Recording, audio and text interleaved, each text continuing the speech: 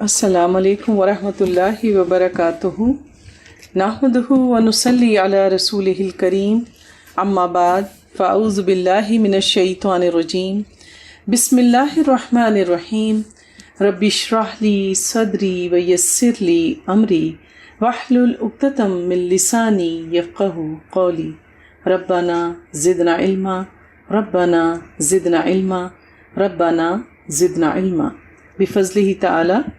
پارہ نمبر 15 آغاز کرتے ہیں۔ اعوذ باللہ من الشیطان الرجیم، بسم اللہ الرحمن الرحیم، سبحان الذی اسری بعبدہ لیلا من المسجد الحرام إلى المسجد الأقصى الذي باركنا حوله لنريه من آياتنا إنه هو السميع البصير وآتينا موسى الكتاب وجعلناه هدى لبني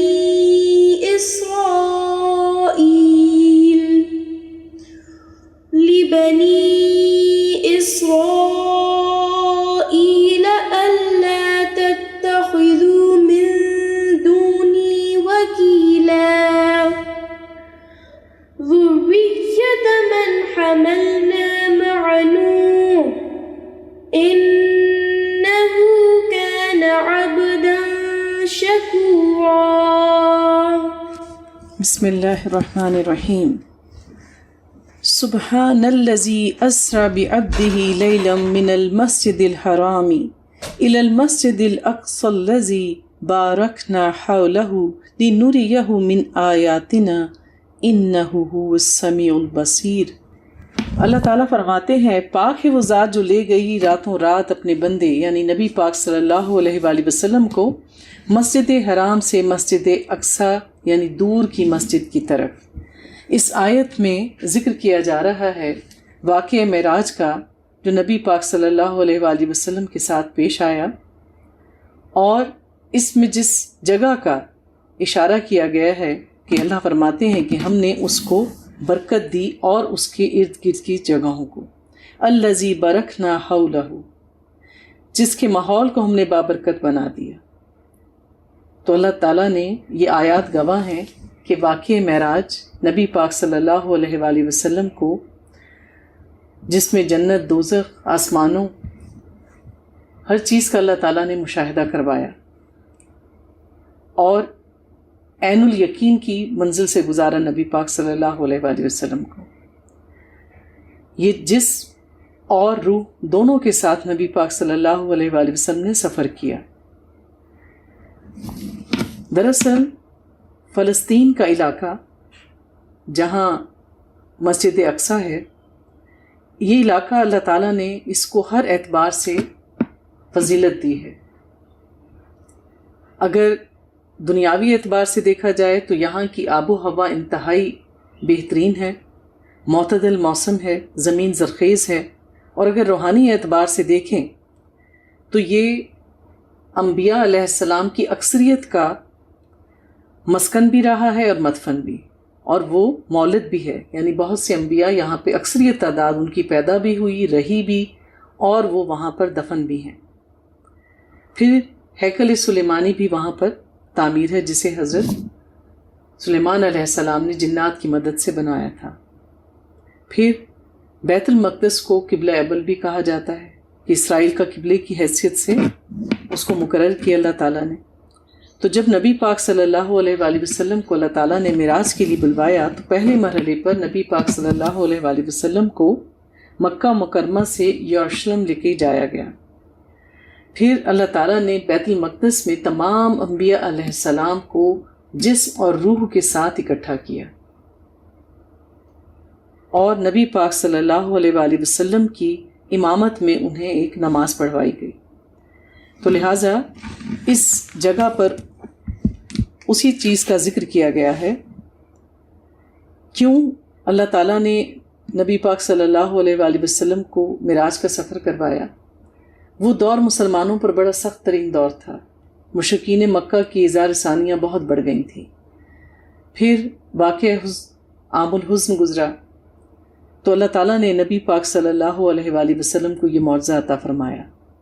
کیوں؟ لِنُرِيَهُ مِنْ آیَاتِنَا إِنَّهُ هُوَ السَّمِيعُ الْبَصِيرُ، تاکہ ہم دکھائیں اس بندے یعنی محمد صلی اللہ علیہ وآلہ وسلم کو اپنی نشانیاں، یقیناً وہی ہے سب کچھ سننے والا اور دیکھنے والا. تو اللہ تعالیٰ نے غیب کی علم میں سے نبی پاک صلی اللہ علیہ وسلم کو کچھ علم دیا. آنے والے وقت کے بارے میں بہت سی چیزیں آپ کے مشاہدے میں لائی گئیں تاکہ آپ کو عین الیقین اور حق الیقین ہو جائے. اللہ فرماتے ہیں وَآتَيْنَا مُوسَى الْكِتَابَ وَجَعَلْنَاهُ هُدًى لِّبَنِي إِسْرَائِيلَ، اور ہم نے موسیٰ کو کتاب دی یعنی تورات دی، اور ہم نے اس کو بنی اسرائیل کی ہدایت کا ذریعہ بنایا. تو تورات کس کو دی؟ موسیٰ علیہ السلام کو. تو اللہ تعالیٰ نے موسیٰ علیہ السلام کو بنی اسرائیل قوم کے لیے رسول اور پیغمبر بنا کے بھیجا، جبکہ نبی پاک صلی اللہ علیہ وآلہ وسلم کے لیے کیا ہے؟ آپ خاتم النبیین ہیں اور رحمت للعالمین ہیں. اللہ تعالیٰ نے آپ کو تمام دنیا کے انسانوں کے لیے ہدایت کا ذریعہ بنا کر بھیجا، اور قرآن بھی رہتی دنیا تک کے انسانوں کے لیے ہدایت کا منبع ہے. جبکہ پچھلی جتنی شریعتیں آئیں وہ خاص قوم کے لیے ہوتی تھیں. ہر نبی اور رسول اپنی قوم کے لیے مبعوث ہوتا تھا. نبی پاک صلی اللہ علیہ وآلہ وسلم کو اللہ تعالیٰ نے یہ فضیلت عطا کی کہ آپ کو رہتی دنیا تک کے تمام انسانوں کے لیے رہنما بنا کر بھیجا. اللہ فرماتے ہیں اے لوگوں، اے ان لوگوں کی اولاد جنہوں نے سوار کرایا تھا نوح کے ساتھ، یقیناً وہ ہمارا بہت ہی شکر گزار بندہ تھا. اس سے پہلے اللہ تعالیٰ کہتے ہیں کہ بنی اسرائیل کو سمجھایا جا رہا ہے کہ تم اللہ کے سوا کسی کو کارساز نہ بنانا. اور نوح علیہ السلام کا یہاں پہ مختصراً ذکر اس لیے کیا گیا کہ نوح علیہ السلام کو آدم ثانی کہا جاتا ہے، اور پھر جو لوگ ان کے ساتھ کشتی میں سوار ہوئے تھے دراصل باقی دنیا کی آبادی انہی سے پھیلی تھی. اللہ رب العزت نے اس سورہ میں ہمارے لیے بہت سی باتوں کا ذکر کیا ہے، اور انسان کے سمجھنے کے لیے اس میں بہت سی مثالیں دی گئی ہیں. انتہائی اہم سبق ہے، اور اس میں سیکھنے کے لیے، سمجھنے کے لیے، یقین کرنے کے لیے بہت کچھ ہے.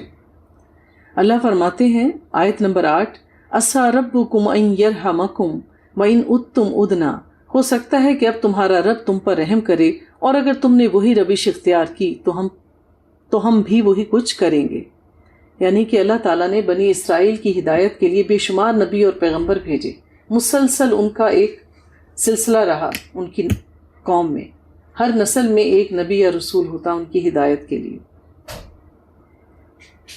اللہ تعالیٰ نے ان پر اپنی نعمتیں بے شمار نازل کی. ہر دفعہ انہوں نے اللہ کے حکم کی خلاف ورزی کی. اللہ تعالیٰ نے کئی بار ان پر عذاب مسلسل کیے، کئی قوموں کو ان پر مسلط کیا. پھر ایک خاص وقت کے بعد اللہ تعالیٰ کی رحمت جوش میں آئی، پھر ان کے حالات اچھے کر دیے. اس طرح اللہ تعالیٰ نے بنی اسرائیل کو بہت سے اپس اینڈ ڈاؤن سے گزارا. اللہ تعالیٰ کہتے ہیں کہ اب اگر تم نے اللہ تعالیٰ کے وعدے توڑے تو پھر کیا ہوگا کہ اللہ تعالیٰ بھی تمہارے ساتھ وہی کرے گا جیسا پہلے کیا. یعنی پہلے کی طرح اگر تم نافرمانی کرو گے، اللہ کی شریعت سے اعراض برتو گے، تو پھر اللہ تمہیں پہلے جیسے عذاب دے گا. وَجَعَلْنَا جَهَنَّمَ لِلْكَافِرِينَ حَصِيرًا، اور ہم نے جہنم کو کافروں کے لیے قید خانہ بنا رکھا ہے. تو اللہ کی سنت ایک جیسی رہی. اللہ قوموں کو نعمتوں سے نوازتا ہے، انہیں پھلنے پھولنے کے لیے موقع دیتا ہے، ہدایت کے لیے موقع فراہم کرتا ہے. لیکن جب وہ اپنی روش تبدیل نہیں کرتی تو پھر اللہ کا عذاب ان پر مسلط ہو جاتا ہے. آیت نمبر 9 میں إِنَّ هَٰذَا الْقُرْآنَ يَهْدِي لِلَّتِي هِيَ أَقْوَمُ، یقیناً یہ قرآن رہنمائی کرتا ہے اس راہ کی طرف جو سب سے سیدھی ہے. تو دراصل ہدایت وہی ہے جو اللہ نے دی، اور جس نے اپنا آخرت کا رستہ سیدھا کرنا ہے اسے چاہیے کہ قرآن سے ہدایت لے. ایک ہی راستہ ہے، وہ کیا ہے؟ قرآن، تمام لوگوں کے لیے. تو جو بھی اللہ کی رحمت کی میں پناہ لینا چاہتا ہے اور چاہتا ہے کہ جنت میں اس کو اعلیٰ مقام ملے، تو پھر ایسا کرو کہ اللہ کی شریعت پر عمل کرتے جاؤ، تو اللہ کی رحمت کے دروازے تمہارے لیے کھل جائیں گے۔ کس سے کہا جا رہا ہے؟ یہ ہم مسلمانوں سے بھی اور بنی اسرائیل سے، کہ اب ایک نئی شریعت آ گئی ہے، ایک رسول آ گیا ہے، تو تمہارے لیے بہتر یہی ہے کہ اب تم ہدایت کس سے لوگے؟ قرآن سے۔ پچھلی شریعتیں منسوخ ہو جاتی ہیں جب اللہ کی طرف سے ایک نئی شریعت، ایک نیا نظام نافذ کر دیا جاتا ہے، تو ان کو یہ کہا جا رہا ہے کہ یقیناً یہ قرآن رہنمائی کرتا ہے اس راہ کی طرف جو سب سے سیدھی ہے۔ اللہ کی شریعت تبدیل ہو چکی، اب وہی مسلمان ہے اللہ کی نظر میں جو اس قرآن کے مطابق زندگی گزارے گا۔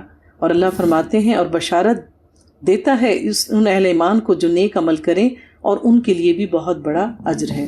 تو جو بھی کوئی اس پر ایمان لے کر آئے گا ان کے لیے اجر ہے جنت کی شکل میں۔ اللہ فرماتے ہیں آیت نمبر 11، وَيَدْعُ الْإِنسَانُ بِالشَّرِّ دُعَاءَهُ بِالْخَيْرِ، اور انسان شر مانگ بیٹھتا ہے اپنے نزدیک بھلائی مانگتے ہوئے۔ جب ہم اللہ رب العزت پر یقین کرتے ہوئے ہاتھ بلند کرتے ہیں تو انسان اپنے ضروریات سے مغلوب ہو کر وہ کچھ دعائیں بھی کر بیٹھتا ہے جس کو اگر اللہ عطا کر دے تو اس میں اس کے لیے شر ہی شر ہو۔ تو لہٰذا بعض اوقات ہم اپنی عجلت کی وجہ سے، اپنی نفسانی خواہشات کی وجہ سے کیا ہوتا ہے کہ ہم اللہ سے وہ مانگ رہے ہوتے ہیں جس کے بارے میں ہمیں خبر نہیں ہوتی، اور انسان یہ بھی چاہتا ہے کہ اس کی جلد سے جلد جو ہے وہ دعا قبول ہو جائے، اسے فوراً وہ مل جائے جو اس نے اپنے رب سے مانگا ہے، کیونکہ انسان ہے ہی جلدی پسند، عجلت پسند۔ اللہ تعالیٰ نے اس لیے ہمیں استخارے کی دعا سکھوائی نبی پاک صلی اللہ علیہ وآلہ وسلم کے ذریعے، کہ جب بھی کوئی کام کرنے لگو تو استخارہ کر لو تاکہ اس میں سے خیر ملے۔ اور ایک مختصر استخارہ کیا ہے کہ آپ تسبیح کر لیں اللہم اغفر لی واختر لی، یہ ایک مختصر استخارہ ہے جو کوئی بھی شخص کر سکتا ہے۔ بعض اوقات ایسا ہوتا ہے کہ آپ کو جلدی میں نکلنا پڑتا ہے کسی کام کے لیے، یا فوراً سے ڈیسیژن کرنا پڑتا ہے، آپ کے پاس وقت نہیں ہوتا کہ آپ باقاعدہ نفل پڑھ کے آپ استخارے کی دعا پڑھیں، تو آپ ان کلمات کی تسبیح کر لیں، یا جتنی بار میکسیمم ہو سکے اس کو دہرا لیں، تو اللہ کے اذن سے آپ بہتر فیصلہ کر پائیں گے۔ تو لہٰذا ہمیں اللہ تعالیٰ سے دعا جو ہے وہ سوچ سمجھ کے مانگنی چاہیے، اور وہ تو شکر ہے کہ اللہ کا کہ اگر ہم کسی کو بد دعا دیں تو بعض اوقات اللہ تعالیٰ ہماری وہ بد دعائیں بھی قبول نہیں کرتا، کیونکہ اگر ہم اپنے کسی پیارے کو بد دعا دیتے ہیں، اگر وہ اس کا مستحق ہو اور وہ قبول ہو جائے تو پھر کیا ہوگا؟ تکلیف تو ہمیں ہی ہوگی، ہم ہی پریشان ہوں گے۔ اور اگر وہ شخص مستحق نہ ہو آپ کی بد دعا کا تو پھر کیا ہوتا ہے کہ وہ بد دعا آپ کو پلٹ کر آتی ہے، وہ آپ پر آتی ہے اور آپ تکلیف میں مبتلا ہو جاتے ہیں۔ ابو ہریرہ رضی اللہ تعالیٰ عنہ سے روایت ہے کہ نبی پاک صلی اللہ علیہ وآلہ وسلم نے کہا کہ 3 لوگوں کی دعائیں رد نہیں ہوتی: مظلوم کی دعا، مسافر کی دعا، اور باپ کی دعا بیٹے کے لیے اگر وہ اس کے خلاف بولے، یعنی اگر باپ بیٹے کے حق میں بد دعا دے دے، ایک ہی دفعہ بھی دے تو وہ قبول کر لی جاتی ہے، اور مائیں دیتی بھی رہیں تو اللہ اکثر قبول نہیں کرتا۔ تو لہٰذا دعا جو ہے وہ انسان کو سوچ سمجھ کے مانگنی چاہیے، اور اگر کوئی دعا آپ کی فوراً قبول نہ ہو تو جان لو کہ اس میں اللہ کی بہترین حکمت ہے۔ وَكَانَ الْإِنسَانُ عَجُولًا، اور انسان ہے ہی بہت جلد باز۔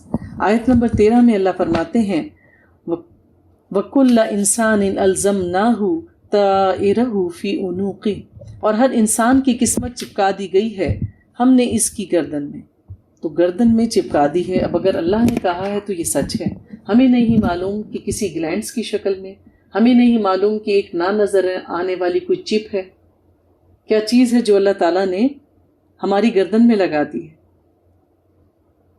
تو ہر انسان کی قسمت چپکا دی ہے اس کی گردن میں، یعنی انسان کا مقدر اس کے ساتھ موجود ہے، اور جو کچھ اس کے مقدر میں لکھا ہے اللہ تعالیٰ نے وہ ام الکتاب میں محفوظ کر رکھا ہے۔ اللہ فرماتے ہیں اس کے بارے میں، اور ہم نکال لیں گے ان کے لیے قیامت کے دن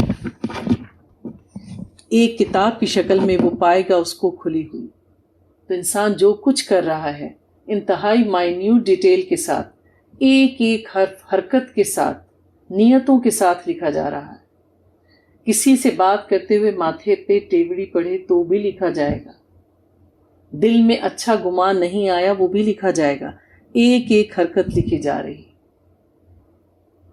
کوئی ایک چپ ہوگی جو ہمیں شاید دکھائی نہ دیتی ہو، اللہ بہتر جانتا ہے کہ کیا سسٹم ہے جو اللہ تعالیٰ نے ہمارے گلے میں لگایا، اور سب کچھ وہاں پہ ایک ریل کی شکل میں محفوظ ہوتا جا رہا ہے، اور قیامت قائم ہوگی اور وہ سب کچھ اس کے سامنے کھول کے رکھ دیا جائے گا۔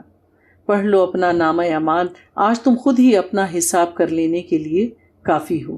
اس دن زبانیں سی دی جائیں گی اور انسان کے اعضاء خود اس کے خلاف گواہی دیں گے، کسی کی گواہی لینے کی ضرورت نہیں ہوگی۔ ویسے تو اللہ تعالیٰ ہمارے ہر عمل پر گواہ ہے، اللہ جانتا ہے کہ ہم کیا کر رہے ہیں، پھر اس کے علاوہ 2 کرامن کاتبین کی گواہی ہے، پھر ہمارے اعضاء خود ہمارے خلاف بولیں گے۔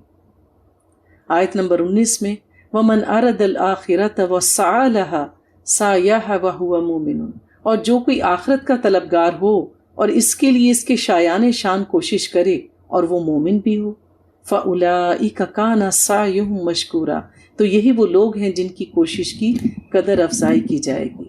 تو اللہ تعالیٰ کہہ رہے ہیں کہ ایک بندہ ہوتا ہے جو دنیا کا، اور ایک بندہ جو شعوری زندگی گزارتا ہے ایمان لانے کے بعد، اس کی نظر آخرت پر ہوتی ہے۔ جب وہ دنیا میں کوئی عمل کرتا ہے، کوئی کام کرتا ہے، تو وہ یہ نہیں دیکھتا کہ مجھے یہاں پر کیا ملا، مجھے لوگوں سے فائدہ ہوا یا نہیں، یا میری دنیاوی زندگی میں کتنی تبدیلی ہے۔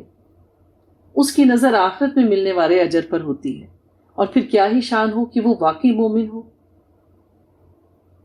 اس کا ایمان محفوظ ہو، وہ توحید پر جمع ہوا ہو، شرک سے پاک ہو اس کا ایمان۔ تو اللہ تعالیٰ کہتے ہیں ایسے ہی لوگ ہوں گے جن کی ہوئی کوششوں کی بڑی ہی قدر ہوگی اللہ کے ہاں۔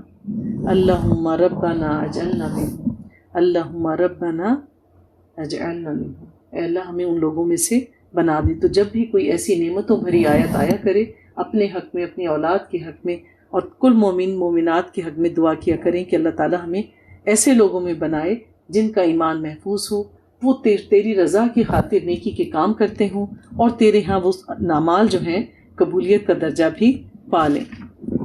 تو کوششیں کس کی برابر ثابت ہوں گی؟ جس کا عقیدہ توحید انٹیکٹ ہوگا، محفوظ ہوگا۔ شرک کے ساتھ کیے ہوئے اعمال، ریاکاری کے ساتھ کیے ہوئے اعمال ریت کی مانند اڑا دیے جائیں گے۔ اللہ تعالیٰ فرماتے ہیں آیت نمبر 23 وَقَضَىٰ رَبُّكَ أَلَّا تَعْبُدُوا إِلَّا إِيَّاهُ وَبِالْوَالِدَيْنِ إِحْسَانًا، اور فیصلہ کر دیا ہے آپ کے رب نے کہ مت عبادت کرو کسی کی سوائے اس کے، توحید کی بات، اور اس کے فوراً بعد اور والدین کے ساتھ حسن سلوک کرو۔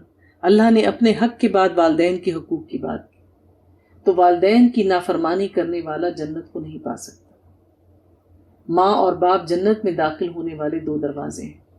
انتہائی بدبخت ہے وہ شخص جس نے اپنے ماں باپ کو، دونوں کو یا دونوں میں سے کسی ایک کو، بڑھاپے کی حالت میں پایا اور وہ ان کی خدمت کر کے جنت میں نہ داخل ہو سکا۔ بدبخت ہے وہ شخص۔ تو ماں باپ کے لیے اللہ تعالیٰ نے یہاں خاص تاکید کی ہے۔ اور پھر دوبارہ دیکھیے اس آیت کی طرف غور کیجیے جو کہ دعا ہے، اما یبلغن عندک الکبر احدہما او کلاہما، اگر پہنچ جائیں تمہارے پاس بڑھاپے کو ان میں سے کوئی ایک یا دونوں۔ لقمان علیہ السلام نے بھی اپنے بیٹے کو یہ نصیحت کی تھی، فلا تقل لہما اف ولا تنہرہما وقل لہما قولا کریما، تو انہیں اف تک مت کہو اور نہ انہیں جھڑکو اور ان سے بات کرو نرمی کے ساتھ۔ تو اگر ماں باپ کوئی ایسی بات کہہ دیں جس پر عمل کرنا آپ کے لیے ممکن نہ ہو، تو بھی ان کے ساتھ غصے سے پیش نہ آئیں، جواب ترشی میں نہ دیں، انہیں مناسب انداز میں سمجھانے کی کوشش کریں، خواہ کچھ وقت ہی لگ جائے۔ بوڑھوں کے دل بھی بچوں کی مانند ہوتے ہیں، ذرا سی اونچی آواز سے سہم جاتے ہیں۔ تو کیا ہے، ماں باپ کے ساتھ نرمی کا برتاؤ کرو۔ وَاخْفِضْ لَهُمَا جُنَاحَ الذُّلِّ مِنَ الرَّحْمَةِ، اور جھکائے رکھو ان کے سامنے اپنے بازو عاجزی اور نیاز مندی کے ساتھ، اور پھر ان کے لیے دعا کرتے رہو، کیا وَقُلْ رَبِّ ارْحَمْهُمَا كَمَا رَبَّيَانِي صَغِيرًا، اور ماں باپ کے حق میں یہ دعا کریں، اے میرے رب ان دونوں پر رحم فرما جیسے کہ انہوں نے مجھے بچپن میں پالا تھا۔ ذرا سی ٹھوکر نہ لگ جائے بچے کو فوراً تھام لیتے ہیں، گرمی سردی سے بچاتے ہیں، خود تکلیف اٹھاتے ہیں، ایک ایک چیز کا خیال کرتے ہیں، راتوں کو جاگتے ہیں، ہر بری گھڑی بری نظر سے اس کی حفاظت کرتے ہیں۔ تو ماں باپ کے حق میں دعا کرنی چاہیے۔ ضروری نہیں ہے کہ وہ اس دنیا سے چلے جائیں تب دعا کی جائے، ان کی زندگی میں بھی دعا کریں، کثرت سے دعا کریں۔ جب تشہد میں بیٹھیں آخری رکعت میں تو پھر جو مسنون دعائیں ہیں ہمیں سکھائی گئی ہیں تشہد کی، اس کے بعد ان دعاؤں کا اضافہ کریں۔ اولاد کے لیے بھی مانگیں، ماں باپ کے لیے بھی مانگیں، ان کی زندگی میں بھی مانگیں اور ان کے جانے کے بعد اور کثرت سے مانگیں۔ یہ ہمیں سکھایا گیا ہے۔ حضرت ابن مسعود نے نبی پاک صلی اللہ علیہ وآلہ وسلم سے پوچھا کہ اللہ کے نبی سب سے بہترین عمل کیا ہے؟ آپ نے فرمایا کہ والدین کی خدمت کرنا۔ اسی طرح ایک صحابی نے یہ کئی بار یہ روایت بیان کی جا چکی ہے کہ وہ نبی پاک صلی اللہ علیہ وآلہ وسلم کے پاس آئے اور ان سے کہا کہ اللہ کے نبی مجھے جہاد پہ جانے کی اجازت دیں، میں جنگ پر جانا چاہتا ہوں۔ نبی پاک نے آپ سے پوچھا کہ تمہارے گھر میں ماں باپ موجود ہیں؟ اس نے کہا کہ ہاں۔ آپ نے فرمایا کہ ان کی خدمت کرو، تمہارا یہی جہاد ہے۔ تو ماں باپ کی اہمیت، ان کی منزلت بہت زیادہ ہے۔ جس نے سمجھ لو ماں باپ کو راضی کر لیا گویا اس نے اللہ کو راضی کر لیا، کیونکہ اللہ ہمارا خالق ہے، مالک ہے، مدبر ہے، اور اللہ نے ماں باپ کو ذریعہ بنایا اس دنیا میں ہمیں لانے کا، ہماری پرورش کرنے کا۔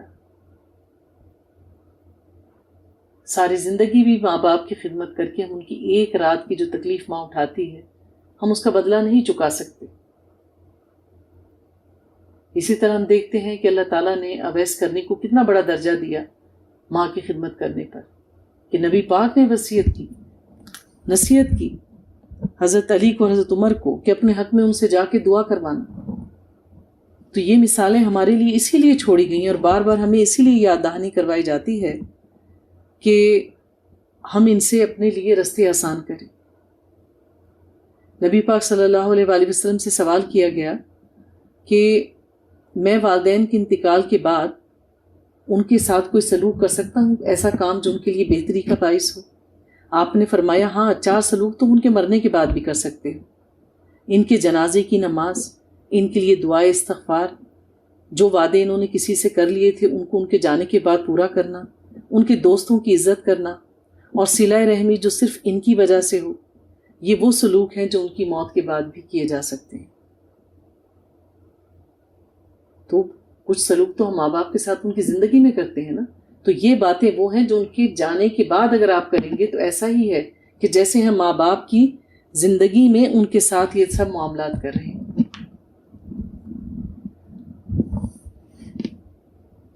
آیت نمبر 27 میں اللہ فرماتے ہیں ان المبذرین کانوا اخوان الشیاطین، یقیناً مال کو فضول اڑانے والے شیاطین کے بھائی ہیں۔ تو جو لوگ اسراف سے کام لیتے ہیں، اللہ نے جو رزق ان کو دیا ہے ایسی جگہوں پہ خرچ کرتے ہیں جس میں کوئی نیکی نہیں، کوئی بھلائی نہیں، خواہ خواہ کی فضول قسم کی انٹرٹینمنٹس پہ۔ بعض لوگ میچز دیکھنے کے شوقین ہوتے ہیں، اتنی مہنگی مہنگی ٹکٹس لے کے جاتے ہیں۔ جو ذرا حد سے نکلے ہوئے ہیں وہ مختلف کانسرٹس کے لیے اتنی مہنگی مہنگی ٹکٹس لیتے ہیں اور پیسہ خرچ کرتے ہیں، اور جو اخلاقیات سے گرے ہوئے ہیں وہ جوئے اور شراب میں اپنا مال خرچ کرتے ہیں۔ تو جو بھی اسراف کرے گا، جو بھی ایسی جگہوں پہ پیسہ لگائے گا جس میں کوئی خیر نہیں، جس کی ہمیں ہماری شریعت اجازت نہیں دیتی، تو وہ سب کون ہیں؟ وہ سب کے سب شیطان کے بھائی ہیں۔ وَكَانَ الشَّيْطَانُ لِرَبِّهِ كَفُورًا، اور یقیناً شیطان اپنے رب کا بڑا ہی ناشکرا ہے۔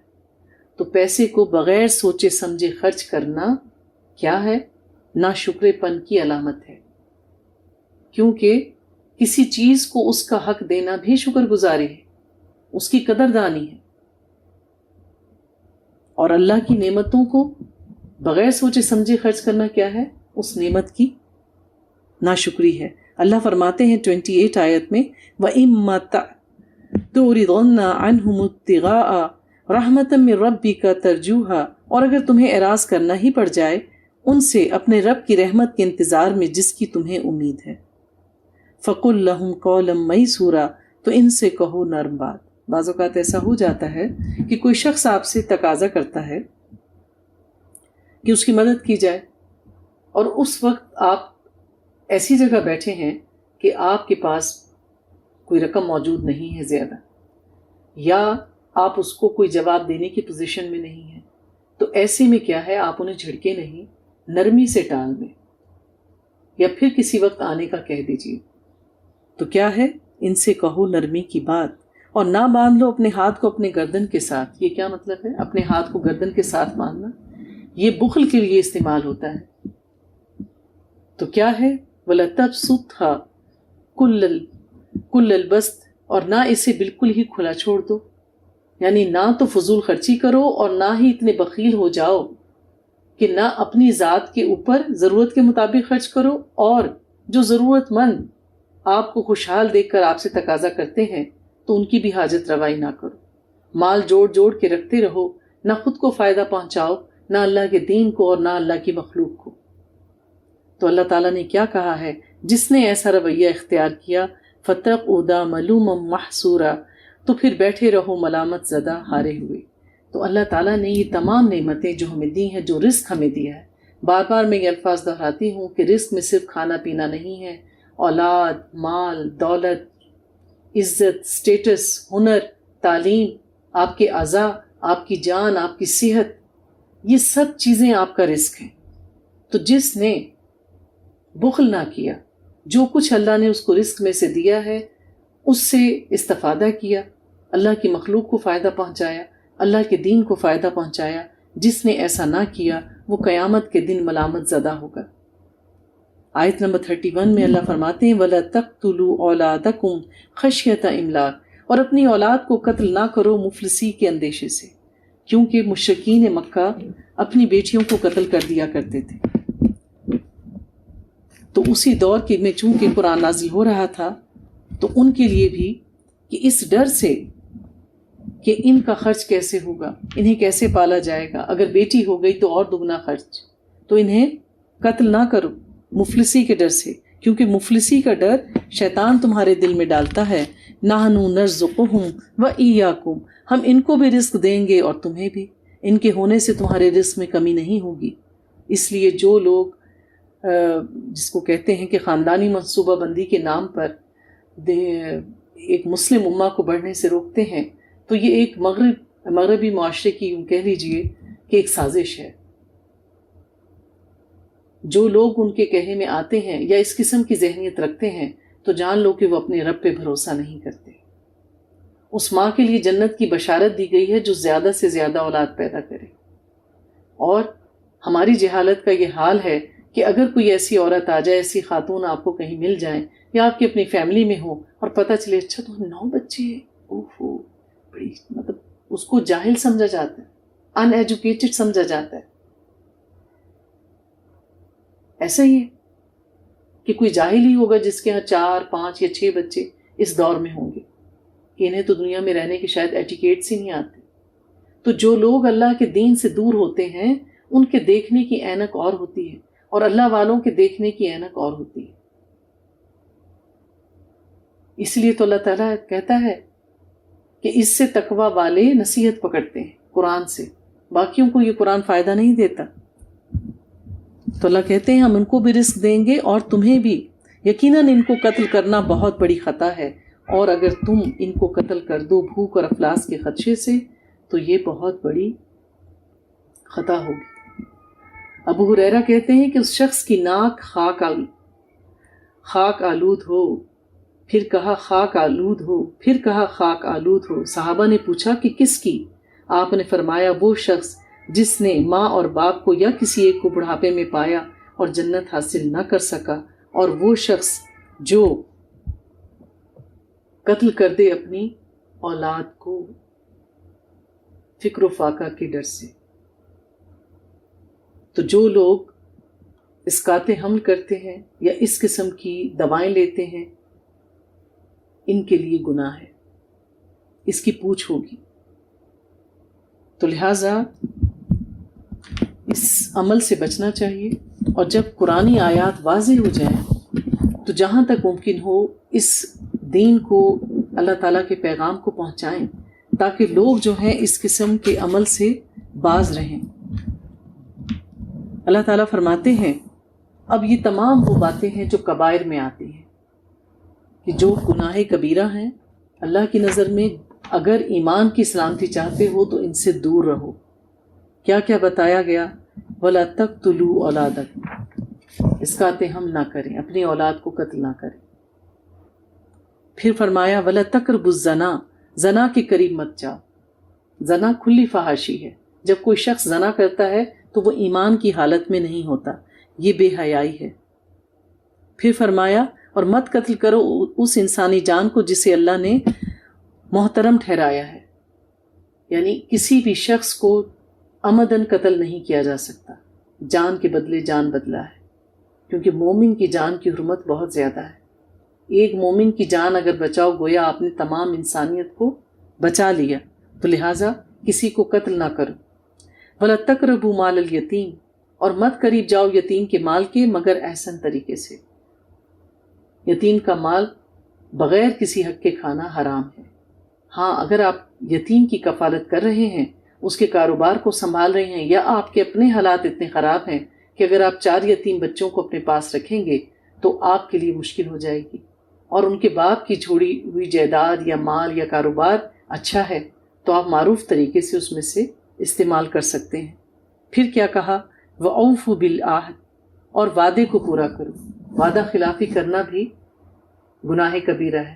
مومن اپنے وعدے کے خلاف نہیں جاتا، جبکہ منافق کی یہ نشانی کیا بتائی گئی ہے کہ جب وہ وعدہ کرتا ہے تو اس کی وعدہ خلافی کرتا ہے۔ پھر کہا گیا وَأَوْفُوا الْكَيْلَ إِذَا كِلْتُمْ وَزِنُوا بِالْقِسْطَاسِ الْمُسْتَقِيمِ، اور جب تم ناپو تو پیمانہ پورا بھرو اور وزن کرو سیدھی ترازو کے ساتھ، پورا پورا تولا کرو، کیونکہ قوم شعیب پورا نہیں تولتی تھی۔ اللہ تعالیٰ نے ان پر عذاب نازل کیا اور وہ مٹا دیے گئے۔ عذاب انہی پر آیا ہے جو گناہ کبیرہ میں ملوث تھے۔ پھر اللہ تعالیٰ فرماتے ہیں ذَلِكَ خَيْرٌ وَأَحْسَنُ تَأْوِيلًا، یہی بہتر ہے انجام کے اعتبار سے اور خوب تر بھی۔ کیوں کہا گیا؟ دنیا میں لوگ ملاوٹ کر کے، کم تول کے، جھوٹی خاصیتیں بیان کر کے جو اس چیز میں نہیں ہوتی زیادہ قیمت وصول کر لیتے ہیں، سمجھتے ہیں کہ ہم کامیاب ہو گئے۔ لیکن اللہ تعالیٰ کیا کہتے ہیں کہ پورا تولنا، برابر پیمانہ رکھنا، لوگوں کو سچ بول کے اپنا مال بیچنا آخرت میں انجام کے اعتبار سے بہترین ہے۔ آیت نمبر 36 میں وَلَا تَخْفُ مَا لَيْسَ لَكَ بِهِ عِلْمٌ، اور مت پیچھے پڑو اس چیز کے جس کے بارے میں تمہیں علم نہیں ہے۔ تو ضروری نہیں ہے کہ ہر شخص کو ہر بات پتہ ہو یا ہر شخص آپ کی ہر بات کا جواب دے۔ دراصل علم کا تعلق جو ہے وہ انسان کے حواس اور ذہن سے۔ ہماری جو حواس خمسہ اللہ نے دیے کہ ہم چیزوں کو آنکھوں سے دیکھتے ہیں، کسی بات کو کان سے سنتے ہیں، ہاتھ سے محسوس کرتے ہیں، پھر ہمارا دل مشاہدہ کرتا ہے، دیکھتا ہے، غور و غوص کرتا ہے، تو یہ سب چیزیں جو ہیں وہ اس میں شامل ہوتی ہیں۔ تو جس چیز کا آپ کو علم نہ ہو اس کے پیچھے نہیں پڑنا چاہیے، کیونکہ کسی کو اللہ تعالیٰ الہام کر دیتے ہیں کوئی بات، اور وہ اپنے اس الہام کی بنا پر وہ بات کہہ رہا ہوتا ہے۔ اب اس کو تو الہام ہوا ہے، آپ کو تو نہیں ہوا۔ ظاہر اگر وہ کوئی ایسی بات کرے گا جو آپ کے علم میں نہیں آ رہی، آپ نے مشاہدہ نہیں کیا، آپ اس کو دیکھ نہیں سکتے، محسوس نہیں کر سکتے، اور دوسرا شخص اس پہ مصر ہے کہ آپ ایسا نہیں کرنا۔ ہوتا ہے نا بعض لوگوں کو اللہ تعالیٰ، کیونکہ اس کے بھی کئی ذریعے ہیں کہ اللہ یا تو الہام کر دیتے ہیں، دل میں وہ بات ڈال دیتے ہیں، ٹھیک ہے، یا اللہ تعالیٰ کسی کو سچے خواب دکھا دیتے ہیں۔ اب انبیاء علیہ السلام پر تو وہی نازل ہوتی تھی، لیکن الہام آج بھی ہوتے ہیں، اسی طرح سچے خواب بھی لوگوں کو آتے ہیں۔ اب اگر کسی شخص کو اللہ نے سچا خواب دکھا دیا کسی کے بارے میں کہ کوئی شخص ہے جو سفر پہ جائے گا اور اس کے ساتھ کوئی حادثہ پیش آنا ہے، اب وہ صبح بے چین ہو کر اس کو کہے کہ آپ سفر پہ نہ جاؤ، جی کیوں نہ جاؤ؟ تو وہ کہے گا میرا دل بس نہیں مانتا کہ تم نہ جاؤ۔ تو وہ کیا مان لے گا کہ اگر اس نے اپنے دوستوں کے ساتھ کہیں پکنک پہ جانا ہے، پارٹی پہ جانا ہے، یا کوئی اور اس کی اہم کمٹمنٹ ہے کسی کے ساتھ، کوئی کاروباری، تو وہ نہیں مانے گا، کیونکہ آپ کو تو اس پر یقین ہے پر دوسرے نے تو اس کا مشاہدہ نہیں کیا۔ تو لہٰذا جس بات کا علم نہیں ہوتا اس کے پیچھے نہیں پڑنا چاہیے۔ اور علم جو ہے وہ حواس خمسہ جو چیز محسوس کرتی ہے، دل میں جاتی ہے، دماغ اس پہ سوچتا ہے، وہی انسان کا علم ہوتا ہے. ان السمع والبصر والفؤاد کل اولئک کان عنہ مسئولا. یقیناً سماعت، بصارت اور عقل سبھی کے بارے میں باز پرس کی جائے گی. دیوانے سے کچھ نہیں پوچھا جائے گا. اللہ تعالیٰ پوچھے گا میں نے تمہیں کان دیے تھے، ان سے تم نے کیا سنا؟ لوگوں کی سرگوشیاں، لوگوں کی چھپی ہوئی باتیں جاننے کی کوشش کی. آنکھوں سے کیا دیکھا؟ آنکھوں سے سچ دیکھا یا آنکھوں سے وہ سب کچھ دیکھا جس کا اللہ نے دیکھنے سے منع کیا؟ پھر دل، جہاں پہ اللہ کا نور ہے، جہاں ہمارا ایمان ہے، اس میں آپ نے کیا رکھا؟ بغض، کینہ، حسد، طرح طرح کی مکر و فریب، چالیں، سازشیں. تو یہ بھی سب اللہ کی بہترین نعمتیں ہیں. ان کے بارے میں پوچھا جائے گا کہ یہ ہاتھ پیر دیے تھے، ان کا کیا کیا؟ اللہ کی عبادت کی، حلال اور طیب رزق کمانے کے لیے ان سے کچھ کام لیا یا لوگوں کی اذا رسانی کی، کسی کا حق مارا، کسی پہ ناحق ہاتھ اٹھایا، یہ پاؤں چل کر کسی ایسی جگہ گئے جس کا شریعت نے منع کیا تھا؟ تو یہ سب کے سب اب اللہ کے آگے جواب دہ ہوں گے. اسی لیے تو کہا کہ زبان خاموش ہوگی، اعضاء گواہی دیں گے. اللہ فرماتے ہیں آیت نمبر 37 میں وَلَتَمْشِ فِي الْأَرْضِ مَرَاحًا إِنَّكَ لَن تَخْرِقَ الْأَرْضَ وَلَن تَبْلُغَ الْجِبَالَ طُولًا. اور زمین میں اکڑ کر مت چلو، نہ تو تم زمین کو پھاڑ سکو گے اور نہ ہی پہاڑوں کی بلندی کو پہنچ سکو گے. گردن کو اکڑا کر چلنے سے کیا آپ پہاڑ کے برابر ہو جائیں گے؟ زمین پر اکڑ کر چلو گے تو کیا زمین آپ کے قدم سے پھٹ جائے گی؟ ایسا تو ہرگز نہیں ہوگا. جس کے دل میں رائی کے دانے کے برابر بھی تکبر ہوگا وہ جنت میں داخل نہیں کیا جائے گا. اللہ کو تکبر پسند نہیں ہے. تو اللہ تعالیٰ فرما رہے ہیں کہ تم ان سب چیزوں سے اجتناب کرو. اور یہی نصیحتیں لقمان علیہ السلام نے اپنے بیٹے کو کی تھی. آیت نمبر 39 میں ذَلِكَ مِمَّا أَوْحَىٰ إِلَيْكَ رَبُّكَ مِنَ الْحِكْمَةِ، یہ ہے جو اے محمد صلی اللہ علیہ وآلہ وسلم آپ کے رب نے آپ کی طرف وحی کی ہے حکمت میں سے. یہ حکمت اور بصیرت کی باتیں ہیں جو اللہ تعالیٰ آپ کو وحی کے ذریعے بتا رہا ہے کہ ان تمام چیزوں سے بچو اور مت ٹھہراؤ اللہ کے ساتھ کوئی دوسرا معبود، ورنہ تم جھونک دیے جاؤ گے جہنم میں. کس سے کہا جا رہا ہے؟ نبی پاک صلی اللہ علیہ وآلہ وسلم سے. اللہ کے ساتھ کسی کو شریک نہ ٹھہراؤ. اللہ کے ساتھ شریک کیا کرنا ہے کہ اللہ کی ذات اور صفات میں سے کوئی بھی چیز کسی دوسرے کے ساتھ منسوب کر دینا اللہ کو چھوڑ کر. آپ جانیں کہ اچھا اگر میں نے اس کی بات نہ مانی، اس کے ساتھ تعلق نہ رکھا، میری نوکری چلی جائے گی. اب چاہے وہ کچھ بھی کر رہا ہو، آپ نے آنکھوں سے دیکھا ہے، کانوں سے سنا ہے کہ اس نے کسی کی حق تلفی کی ہے اور لوگ آپ سے شہادت مانگ رہے ہیں اور آپ نے خاموشی کا مظاہرہ کیا، نہیں بولے. میں اپنے مالک کے خلاف کیسے بولوں؟ میں اپنی بہن کے خلاف کیسے بولوں؟ میں اپنے دوست کے خلاف کیسے بولوں؟ یہ تو مشکل ہو جائے گا میرے لیے. تو پھر کیا ہوا؟ آپ نے اس کو الہ مانا، اللہ کو نہیں. کیونکہ اللہ تو کہتا ہے جب تک میں تمہیں تمہاری جان، تمہاری اولاد، تمہارے مال، تمہارے ہر رشتے سے زیادہ محبوب نہ ہو جاؤں، ایمان مکمل ہو ہی نہیں سکتا. تو پھر جب بات اللہ کی ذات کی اور صفات کی ہو، اللہ کی وحدانیت کی ہو، اللہ کے دین کی ہو، تو پھر اس کے رستے میں جو بھی آئے اس کی پرواہ نہیں کرنی. جب تک ایسا رویہ ہمارا نہیں ہوگا ہم نیکی کو نہیں پا سکتے. ہم مومن کہلانے کے قابل نہیں ہیں. مسلمان تو ہیں پر مومن نہیں. اللہ تعالیٰ فرماتے ہیں آیت نمبر 45 اذا قرأت القرآن جعلنا بینک وبین الذین لا یؤمنون بالآخرات حجابا مستورا. اور جب آپ قرآن پڑھتے ہیں تو ہم آپ کے اور ان لوگوں کے درمیان جو آخرت پر ایمان نہیں رکھتے ایک مخفی پردہ حائل کر دیتے ہیں کہ اگر تمہیں ہم سے رغبت نہیں تو ہمیں بھی نہیں. کہ اے اللہ کے نبی جب آپ قرآن پڑھتے ہیں اور جو لوگ وہاں موجود ہوتے ہیں لیکن ان کو کوئی انٹرسٹ نہیں ہوتا، وہ تو بس حاضری لگانے کے لیے آتے ہیں. منافقین بھی تو تھے. اسی طرح اگر آپ قریش مکہ کے سامنے تلاوت کرتے تو سنی انسنی کر دیتے. تو اللہ تعالیٰ کہتے ہیں ان کا رویہ تو ایسا ہوتا ہے لیکن ہم بھی ان کے کانوں پر پردہ اور بوجھ ڈال دیتے ہیں. ایک پردہ جو ان کو دکھائی نہیں دیتا وہ حائل کر دیتے ہیں. کیوں؟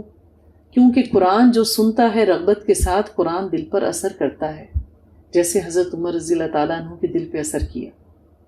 ان کی بہن نے تلاوت فرمائی، وہ سن رہے تھے اور کہا کہ پڑھو ذرا کیا پڑھ رہی ہیں۔ سننا تھا کہ دل کی حالت بدل گئی۔ تو قرآن اثر کرتا ہے، اگر آپ اس کو سنیں گے اور سمجھیں گے تو پھر کیا کہنے۔ اللہ تعالیٰ فرماتے ہیں ان کے دلوں پر بھی ہم نے پردے ڈال دیے ہیں کہ وہ اسے سمجھ نہ سکے، اور ان کے کانوں میں ایک بوجھ ڈال دیا ہے، اور جب آپ قرآن میں تنہا اپنے رب ہی کا ذکر کرتے ہیں تو یہ اپنی پیٹھیں موڑ کر چل دیتے ہیں نفرت کے ساتھ۔ تو کیا ایسوں کو قرآن فائدہ دے گا؟ نحن عالم بما یستمعون به اذ یستمعون الیک، ہم خوب جانتے ہیں جس غرض سے وہ توجہ سے سنتے ہیں اس قرآن کو جب وہ کان لگائے بیٹھے ہوتے ہیں آپ کی طرف۔ ایک مثال ابھی میرے دل میں آئی، میں یہاں زوم پر آپ کو یہ قرآن پڑھا رہی ہوں، میں نہیں جانتی کہ آپ میں سے کون لاگ ان ہو کے پرسنلی بیٹھ کے بھی اس کو سن رہا ہے یا صرف آن کر کے چلا گیا ہے، یہ تو صرف اللہ ہی جانتا ہے۔ تو پھر اس میں یہ ہوا کہ آپ شاید مجھ سے تو کچھ ڈرے، اللہ سے نہ ڈرے۔ تو کیا قرآن آپ کے ساتھ پھر ایسا معاملہ کرے گا؟ نہیں کرے گا۔ تو کبھی ایسا رویہ اختیار نہ کریں، کیونکہ پھر آپ اس میں ایک امین ہیں۔ میں یہ سمجھ رہی ہوں کہ آپ موجود ہیں اور آپ موجود نہیں ہیں، تو کیا ہے؟ آپ نے مجھے دھوکہ دیا۔ اللہ تعالیٰ فرماتے ہیں آیت نمبر 49، وَقَالُوا أَإِذَا كُنَّا عِظَامًا وَرُفَتًا أَإِنَّا لَمَبْعُثُونَ خَلْقًا جَدِيدًا، اور وہ کہتے ہیں کہ کیا جب ہم ہو جائیں گے ہڈیاں اور چورا چورا تو کیا ہم اٹھائے جائیں گے ایک نئی تخلیق میں؟ اللہ تعالیٰ فرماتے ہیں قُلْ كُونُوا حِجَارَةً أَوْ حَدِيدًا، ان سے کہو کہ تم پتھر کے بھی بن جاؤ یا لوہے کے بھی بن جاؤ یا ایسی مخلوق بن جاؤ جو تمہارے دلوں میں ان سے بھی سخت ہو۔ تو پھر کیا ہوگا؟ پھر کہیں گے کہ کون ہمیں دوبارہ لوٹائے گا؟ آپ کہیے کہ وہی جس نے تمہیں پہلی دفعہ پیدا کیا تھا۔ پھر وہ آپ کے سامنے اپنے سروں کو ہلائیں گے اور کہیں گے کہ اچھا پھر یہ بتاؤ کہ یہ ایسا کب ہوگا؟ قُلْ عَسَىٰ أَن يَكُونَ قَرِيبًا، آپ کہہ دو کہ ہو سکتا ہے کہ اس کا وقت قریب ہی ہو، جلد آ جائے قیامت یا اللہ کا عذاب تم پر۔ تو اللہ تعالیٰ ہمیں مثالوں کے ذریعے سمجھاتے ہیں، کیونکہ مشرکین کا عقیدہ آخرت انتہائی کمزور تھا۔ اب بھی وہ لوگ جو شیطان کے ساتھی بن جاتے ہیں، دراصل وہ آخرت سے ہی تو غافل ہوتے ہیں۔ وہ انہیں یہی تو دھوکہ ڈالتا ہے کہ یہ 4 روزہ زندگی ہے، اس کو تم جیل کی طرح کیوں گزارو؟ جب اللہ تعالیٰ نے اتنا کچھ دیا ہے تو موج اڑاؤ۔ یہ ہے شیطان کا وسوسہ جو وہ ہمارے دل میں ڈالتا ہے اور ہمیں اللہ تعالیٰ کی رحمت سے دور کر دیتا ہے۔ آیت نمبر 53، وَقُلْ لِعِبَادِي يَقُولُوا الَّتِي هِيَ أَحْسَنُ، اور اے میرے بندوں سے کہہ دیجئے کہ وہی بات کہیں جو بہت اچھی ہو۔ اے نبی میرے بندوں سے کہو بس اچھی ہی بات کہا کرو، ایسی بات نہ کہو جس سے کسی کا دل دکھ جائے، ایسی بات نہ کہو جس میں سچائی نہ ہو، ایسی بات نہ کہو جو دوسرے کو نقصان دے، ایسی بات نہ کہو جس میں دوسرے کے لیے نصیحت نہ ہو۔ یقیناً شیطان ان کے درمیان جھگڑا ڈالے گا، یقیناً شیطان انسان کا کھلا دشمن ہے۔ ربکم عالم بکم ان یشاء یرحمکم وان یشاء یعذبکم، تمہارا رب تم سے خوب واقف ہے، اگر چاہے گا تو تم پر رحم کرے گا اور اگر چاہے گا تو تمہیں عذاب دے دے گا۔ اور اے نبی ہم نے آپ کو ان پر دروغہ بنا کر نہیں بھیجا، آپ کا کام ہے اللہ کا پیغام ان تک پہنچانا، زبردستی عمل کروانا آپ کا فرض نہیں۔ آیت نمبر 55 میں وَرَبُّكَ عَالَمُ بِمَنْ فِي السَّمَاوَاتِ وَالْأَرْضِ، اور آپ کا رب خوب جانتا ہے اس کو جو کچھ آسمانوں میں ہے اور زمین میں۔ پھر اللہ نے خود بتا دیا، اور ہم نے بعض انبیاء کو بعض پر فضیلت بخشی۔ اللہ تعالیٰ نے ہر وہ چیز جو تخلیق کی ہے اس میں درجہ بندی کی ہے، ایک کو ایک پر فوقیت دی ہے۔ تو اللہ تعالیٰ نے کیا کہا کہ ہم نے آپ کو فضیلت دی ہے۔ تو بات یہ ہے کہ یہود و نصارہ ہر وقت کچھ نہ کچھ مسلمانوں میں پھوٹ ڈالنے کے لیے، ان کو نیچا دکھانے کے لیے، ان کے دین کو کمتر ثابت کرنے کے لیے طرح طرح کی باتیں جو تھے وہ نکالا کرتے تھے۔ اب وہ یہ سوال بھی کر سکتے تھے کہ یہ پوچھ کے بتاؤ کہ محمد زیادہ برتر ہے یا موسیٰ، ان دونوں میں سے افضل کون ہے؟ تو اللہ نے خود بتا دیا کہ اللہ تعالیٰ نے بعض انبیاء کو بعض پر فضیلت دی، اللہ تعالیٰ نے موسیٰ علیہ السلام کو کلیم اللہ کہا، آپ سے اس طرح سے گفتگو کی جیسے کسی اور سے نہیں کی۔ تو پھر اور ہم جانتے ہیں کہ نبی پاک صلی اللہ علیہ وآلہ وسلم کو اللہ تعالیٰ نے اپنا محبوب بنایا، چنا، خاتم النبیین بنایا، آپ پر وہ کتاب نازل کی جو رہتی دنیا تک کے لیے ہدایت ہے، تو آپ کی افضلیت میں تو کوئی شک ہی نہیں ہے۔ پھر فرمایا وَآتَيْنَا دَاوُودَ زَبُورًا، اور ہم نے داؤد کو زبور عطا کی۔ تو زبور میں کہا جاتا ہے کہ کوئی شریعت نہیں تھی، اس میں ایک اللہ تعالیٰ کے حمد، اللہ کی ثنا جس کو وہ تلاوت کیا کرتے تھے، اور ان کے ساتھ درخت، چرند پرند، پہاڑ سب ہم نوا ہو جایا کرتے تھے۔ بہت خوبصورت آواز سے نوازا تھا اللہ تعالیٰ نے حضرت داؤد علیہ السلام کو۔ اللہ تعالیٰ فرماتے ہیں آیت نمبر 60، وَإِذْ قُلْنَا لَكَ إِنَّ رَبَّكَ أَحَاطَ بِالنَّاسِ، اور جب ہم آپ سے کہتے ہیں کہ آپ کے رب نے لوگوں کو احاطہ کیا ہوا ہے، سب لوگوں کو گھیرا ہوا ہے، اور اللہ تعالیٰ نے یہ بات قرآن میں کئی بار کہی ہے، وَاللَّهُ مِن وَرَائِهِم مُحِيطٌ، اور اللہ ان کا ہر طرف سے احاطہ کیے ہوئے ہے۔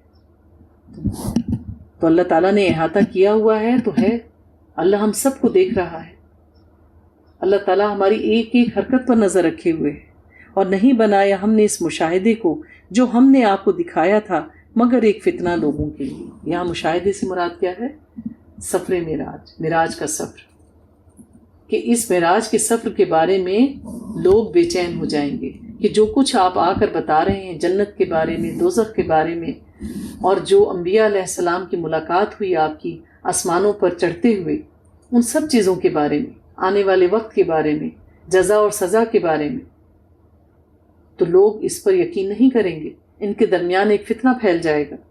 تو جب نبی پاک صلی اللہ علیہ وآلہ وسلم نے حضرت ابو بکر صدیق سے کہا کو یہ سب واقعہ بیان کیا اور ان سے کہا، تو آپ نے بالکل ایک لمحے کی بھی جھجک کیے بغیر جواب دیا کہ اگر آپ نے ایسا فرمایا ہے تو یقیناً سچ ہی فرمایا ہوگا۔ تو جب آپ کے پاس ہر روز ایک فرشتہ آتا ہے، وہی لے کر آتا ہے، تو پھر میں اس بات کو کیوں نہ مانوں کہ اللہ تعالیٰ نے آپ کو راتوں رات آسمان کی سیر کروائی، اور یوں آپ کے بلا جھجک تصدیق کرنے کی وجہ سے آپ کو صدیق اکبر کا لقب ملا۔ پھر اسی طرح وَالشَّجَرَةَ الْمَلْعُونَةَ فِي الْقُرْآنِ، اور اس درخت کو بھی جس پر قرآن میں لعنت وارد ہوئی ہے، یعنی کہ قرآن میں زقوم کے درخت کا ذکر کیا گیا ہے کہ جو جہنم میں ہوگا، کہ وہ اسی کو کھائیں گے۔